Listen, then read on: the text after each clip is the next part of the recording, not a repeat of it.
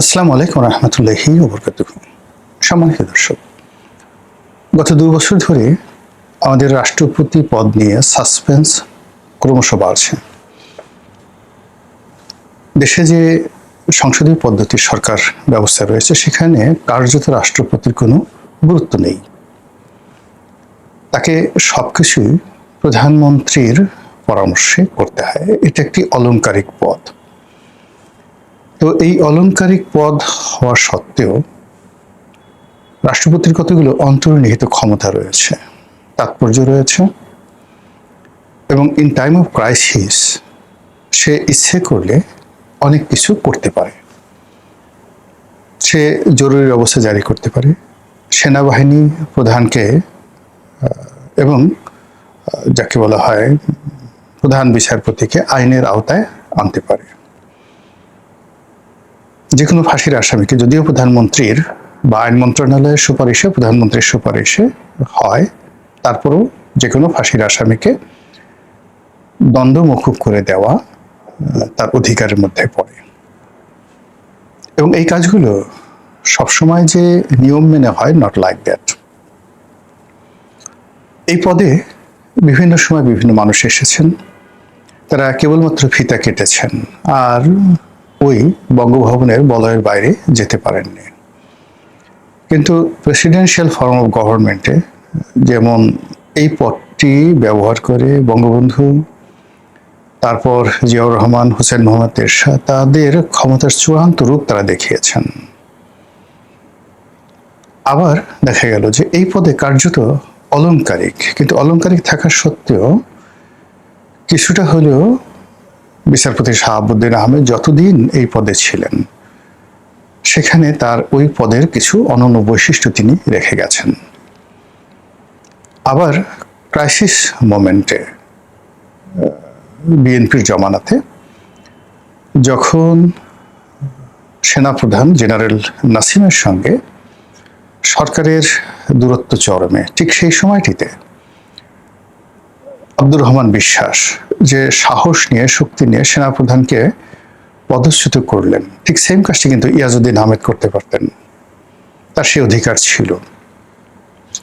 আবার সেম কাজটি শাহাবুদ্দিন চুপ্পু করতে পারতেন, একই কাজটি আরো অনেকে করতে পারতেন, কিন্তু সেই আব্দুর রহমান বিশ্বাসের মতো বিশ্বাসযোগ্যতা সবার মধ্যে ছিল না। আবার ধরুন তত্ত্বাবধায়ক সরকারের প্রধান রূপে যারা আসছেন, এই প্রধান ব্যক্তি রূপে অনেকে অনেক কাজ করে গেছেন, কিন্তু বিচারপতি হাবিবুর রহমান যে সাহস দেখিয়েছেন, শক্তি দেখিয়েছেন, এটি বাংলাদেশের ইতিহাসে অনন্য। এবং আমরা যতদিন এই বাংলাদেশের গণতান্ত্রিক বিধি ব্যবস্থা, নির্বাচনী ব্যবস্থার কথা স্মরণ করব, ঠিক ততদিন বিচারপতি হাবিবুর রহমানের কথা আমরা শ্রদ্ধা করে স্মরণ করব। ইট মিনস প্রধানমন্ত্রী হন, তত্ত্বাবধায়ক সরকারের প্রধান হন, সংসদের বিরোধী দলীয় নেতা হন, কিংবা একজন সিম্পল সাধারণ এমপি হন, ডাজ নট ম্যাটার। আপনার যদি দক্ষতা থাকে, যোগ্যতা থাকে, তাহলে এই পদগুলো, মানে এই সকল পদগুলো ন্যাশনাল পদ, মানে জাতীয় পদ। আপনি একজন মেম্বার অফ পার্লামেন্ট হলেন, a single member of parliament, তিনি ওই পার্লামেন্টে বসে এমন কিছু কাজ করতে পারেন তার এলাকার জন্য, জাতির জন্য, এমন কথা বলতে পারেন যেটি ইতিহাস হয়ে থাকে। অন্যান্য পদগুলোর কথা বললাম, মন্ত্রী ক্ষেত্রে প্রযোজ্য, সংসদ নেতার ক্ষেত্রে প্রযোজ্য, স্পিকারের ক্ষেত্রে প্রযোজ্য। এখনো স্পিকার বলতে আমরা যেভাবে হুমায়ুন রশিদ চৌধুরীকে বুঝি, স্পিকার বলতে যেভাবে শামসুল হুদা চৌধুরীকেও বুঝি এরশাদের জমানাতে এবং শেখ হাসিনার জমানাতে, ইসে অনন্য একটা প্রাণবন্ত সংসদ তারা উপহার দিয়ে গেছেন জাতিকে। আবার সংসদ নেতা বলতে সংসদকে জমিয়ে রাখার ক্ষেত্রে মুসলিম লীগ বলেন, আর প্রেসিডেন্সিয়াল ফর্মের আন্ডারে সংসদ বলেন, যাই বলেন, শাহ আজিজুর রহমানের মতো এত চৌকসভাবে বাংলাদেশে অন্য কোনো নেতা সংসদ পরিচালনা করতে পারেননি। তো এই কারণে কি হলো যে এখন ঘুরে ফিরে এই রাষ্ট্রপতির পদটি বারবার আলোচনায় আসছে। এই কারণে যে শেখ হাসিনা যে বিশ্বাস এবং ভরসা করে জনাব শাহাবুদ্দিন চুপ্পুকে ওই পদে বসিয়েছিলেন, এটা শেখ হাসিনার জমানাতেই তার সঙ্গে তার একটা দূরত্ব তৈরি হয়ে গিয়েছিল। ফলে সেই বিশ্বাস এবং ভরসা সাহাবুদ্দিন চুপ্পুর কাছ থেকে তিনি পাননি। আর তাদের মধ্যে এমন একটা দূরত্ব, প্রথম দিকে তো ভালোবাসা এমন পর্যায়ে ছিল যেটা আনবিলিভেবল, আর শেষের দিকে মানে শেখ হাসিনা যখন চলে গেলেন তার আগে সম্ভবত তাদের মধ্যে কথাবার্তা মুখ দেখা দেখেও বন্ধ ছিল। তো এই গত 2 বছরে সেই রাষ্ট্রপতির হাত দিয়েই এমন সব কাজকর্ম হয়েছে, যেমন শেখ হাসিনার পদত্যাগপত্র নেই। তো কোনো পদত্যাগপত্র নেই যে রাষ্ট্রপতি বলেছেন, আবার সেই রাষ্ট্রপতি বলেছেন যে শেখ হাসিনা পদত্যাগ করেছেন। তারপর শেখ হাসিনা পদত্যাগ করেছেন, পদত্যাগপত্র তার হাতে আছে, তারপরও তিনি সেইগুলোকে মূল ডকুমেন্ট এভিডেন্স রেখে বাকি কাজগুলো করে নিয়েছেন। ফলে সেই শেখ হাসিনার পদত্যাগ থেকে আজ পর্যন্ত সব কিছু, আজকের এই নির্বাচন, সংসদ, সবকিছু মানে একটা প্রশ্নের মধ্যে, একটা ব্র্যাকেটের মধ্যে আছে। তো এক্ষেত্রে রাষ্ট্রপতি, রাষ্ট্রে যারা কর্মকর্তা সবাই যদি ঠিক একটা যাকে বলে ওই ধরনের একটা মেধা নিয়ে, মননশীলতা নিয়ে, সাহস নিয়ে, শক্তি নিয়ে পরিস্থিতি মোকাবেলার চেষ্টা করতেন, তাহলে আজকে যে সমস্যাগুলো তৈরি হয়েছে এবং এই সমস্যার প্রেক্ষিতে আগামী দিনগুলোতে অনেকের জন্য যেভাবে ফাঁসির দড়ি চোখের সামনে ঝুলছে, এরকম অনিশ্চয়তা তৈরি হতো না। এই কারণে কি হলো, এই যে এইবার যে রাষ্ট্রপতির পদত্যাগ এবং সে পদে নতুন কাউকে দেওয়ার ক্ষেত্রে বিএনপিকে খুবই সতর্কতা অবলম্বন করতে হচ্ছে। চুপ্পু সাহেবের বিদায় এবং এর প্রেক্ষিতে সবার আগে যে নামটি এসেছিল সেটা হলো ডক্টর মোহাম্মদ ইউনূস। এখন সরকারের ভাবসাব দেখে মনে হচ্ছে তারা ইউনূসের যে রাষ্ট্রপতি পদের সম্ভাব্যতা এটা একেবারে 0%। সরকারের যারা কর্তা ব্যক্তি তারা ইতিমধ্যেই ডক্টর মোহাম্মদ ইউনূসের সঙ্গে তাদের যে একটা বিরোধ ছিল, ডক্টর মোহাম্মদ ইউনূস যে তাদের সঙ্গে কৌশল করেছেন, আর তার জবাবে ডক্টর মোহাম্মদ ইউনূসকেও তারা একটা কৌশলের মধ্যে ফেলেছেন, এটা স্পষ্ট হয়ে গেছে।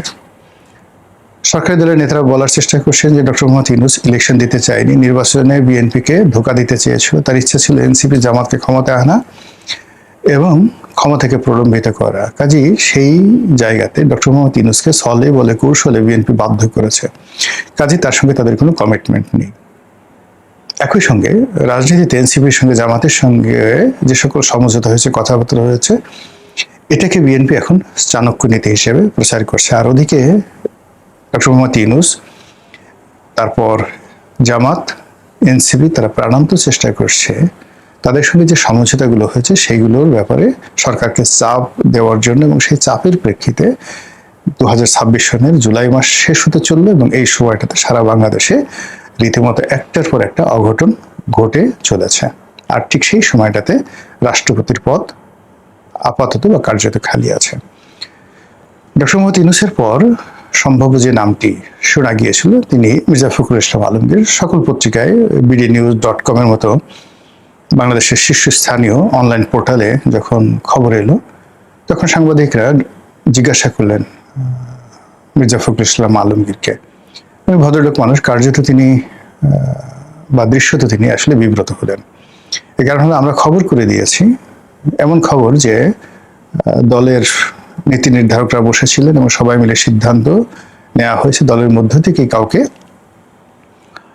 রাষ্ট্রপতি বানানো হবে এবং তিনি হবেন মির্জা ফখরুল ইসলাম আলমগীর। কিন্তু তিনি বললেন যে এটা নেহায়েতি গুঞ্জন, তিনি আর এগোননি। এবং এই ধরনের বিষয় অনেকের জন্য বিব্রতকর। মধ্যে একবার বর্ষিয়ার নেতা আলতাফ হোসেন চৌধুরী সম্পর্কে খবর আসলে তিনি স্পিকার হচ্ছেন, লোকজন ফুলের মালা নিয়ে মানে রীতিমতো একেবারে প্রস্তুত হয়ে আছে। অনেকে আমার সাথে, ওনার সাথে খুব ভালো খাতির, আমিও চিন্তা করলাম যে ওনাকে একটা টেলিফোন করে কংগ্রাচুলেশন জানাই। তো যাই হোক, পরে আর কিছু হলো না, উনি নিজে টেলিফোন করলেন। তার মনে যে স্যার আপনি ফোন করেছেন, আমি তো লজ্জায় ফোন করিনি, বিকজ আপনার তো হলো না। আমার ধারণা ছিল আপনি হবেন, হওয়ার পরে আমি একসাথে ফুলের মালা নিয়ে আপনার ওখানে যাব, মিষ্টি সিষ্টি নিয়ে যাব, ইত্যাদি ইত্যাদি। তো যাই হোক, উনিও খুব রসিক মানুষ, উনিও বললেন হ্যাঁ রনি, আমি তোমার অফিসে বা বাসায় যাব এবং কনুই দিয়ে তোমার ঘরের কলিং বেল টিপবো। আমি তো অবাক হয়ে গেলাম, কোনোই কেন? তো বলে, আরে বুঝো না, আমি 2 হাতে মিষ্টি নিয়ে যাব, 2 হাতে মিষ্টি নিয়ে যাব, তো যার জন্য সেই মিষ্টি থাকা অবস্থায় তো আমি সেই কলিং বেল টিপতে পারবো না, এই জন্য কনই দিয়ে কলিং বেল টিপবো। দুজন হাসাহাসি করলাম, আর অনেক কথাবার্তা বললাম। তো এইরকম জনাব মির্জা ফখরুল ইসলাম আলমগীরের ক্ষেত্রে প্রযোজ্য, যে তাকে নিয়ে যে ধরনের প্রচার হচ্ছে, প্রোপাগান্ডা হচ্ছে, আলোচনা হচ্ছে, যদি এটি শেষ অবধি না হয়, তাহলে এই ভদ্রলোক জীবন সায়াহ্নে এসে এক ধরনের বিরূপ পরিস্থিতিতে পড়বেন। এই জন্য তিনি বলছেন এটা নেহায়েত গুঞ্জন। অন্যদিকে যেটা হলো যে তাহলে কে হবেন? মানুষ তার স্বাভাবিকভাবে যেটা কল্পনা করে, মির্জা ফখরুল ইসলাম আলমগীর, অধ্যাপক ডক্টর খন্দকার মোশাররফ সাহেব, মঈন খান, নজরুল ইসলাম খান, ওনাদের নাম সঙ্গতির কারণে সিনিয়র হিসেবে চলে আসে।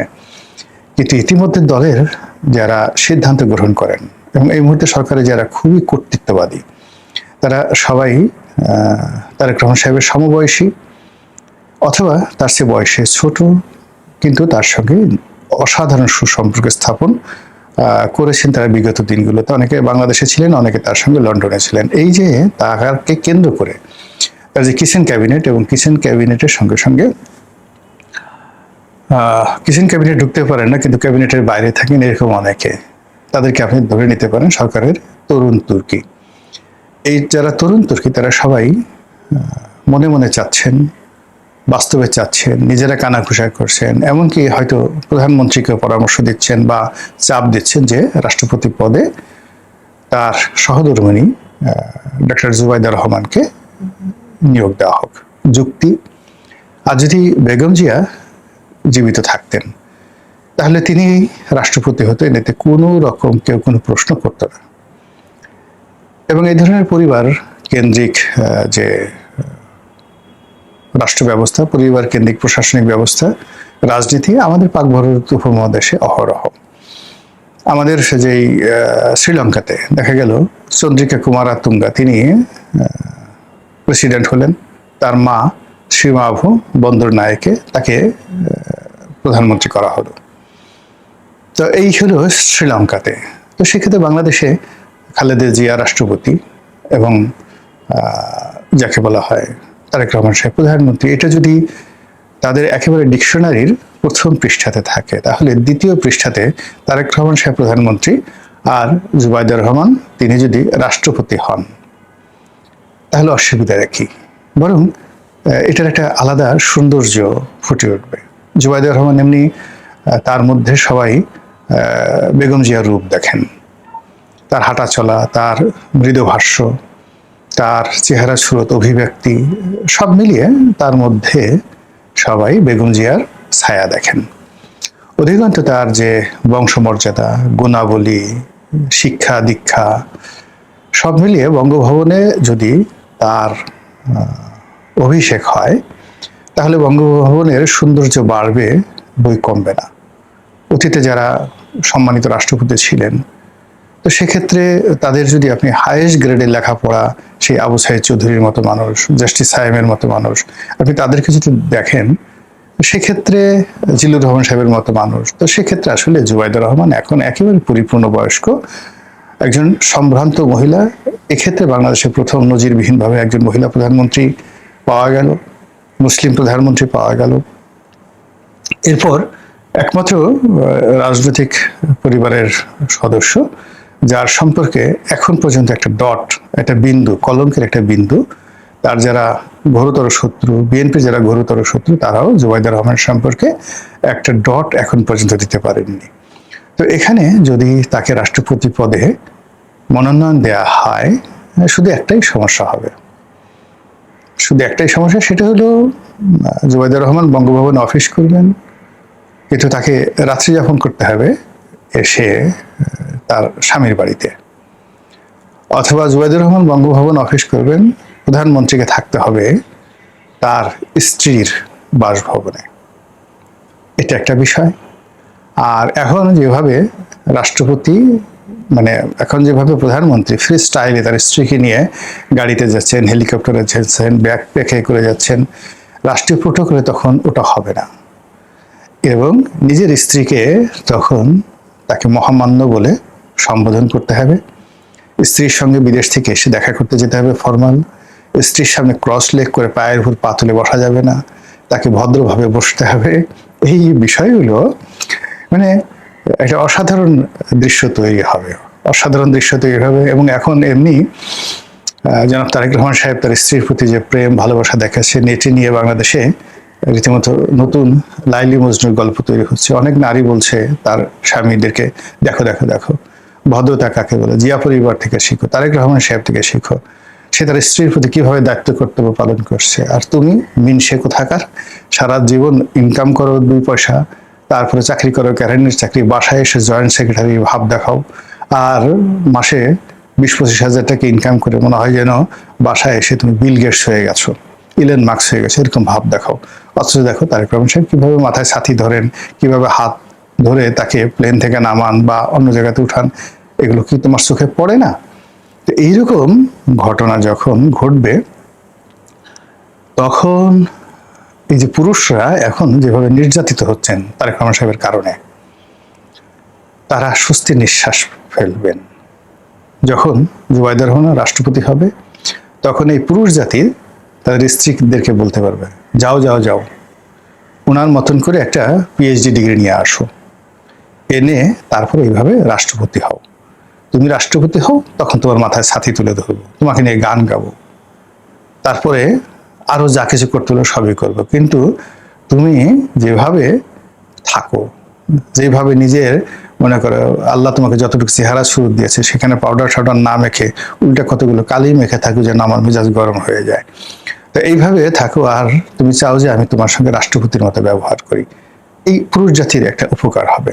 অন্যদিকে নারী জাতির মধ্যেও কিন্তু একটা প্রতিযোগিতা এসে যাবে যে ঠিক আছে, জুবাইদুর রহমান তিনি যদি রাষ্ট্রপতি হতে পারেন, তাহলে আমি কেন পারবো না? এখনো পর্যন্ত কিন্তু নারীরা রাষ্ট্রপতি হওয়ার স্বপ্ন দেখতে পারছে না।